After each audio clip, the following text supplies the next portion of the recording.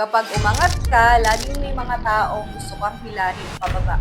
Sounds familiar? Walang nakakababa para sa taong marunong tumayo para sa sarili niya. Kaya kung nararamdaman mo na hinahata ka pababa, ito ang kailangan mong gawin. Hindi mo kailangang makipag-away at patunayan ang sarili mo sa mga taong hindi naman naniniwala sa iyo. May ibang paraan para harapin ito. Ang crab mentality ay resulta ng inggit at insecurities. Kapag umangat ka, merong ibang naiinggit kasi naiiwan sila. Pero tandaan mo, hindi mo responsibilidad na dalhin sila sa taas. Focus ka sa growth mo kasi hindi ka dapat mabuhay ayon sa opinyon ng iba. Tandaan mo rin, mas maraming taong handang tumulong sa'yo kesa hilahin ka pababa.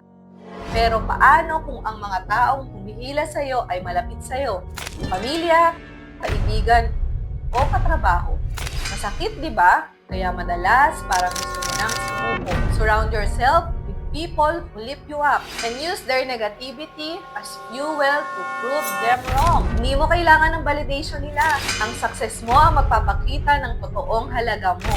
Sa buhay, hindi lahat ng tao matutuwa sa pag-angat mo. Pero tandaan mo, ang tagumpay mo ay para sa iyo, hindi para sa kanila. Keep rising, keep hustling, at hayaan mo silang panoorin ka. Kaya mo yan. Tuloy-tuloy lang. Share this message and follow for more advice.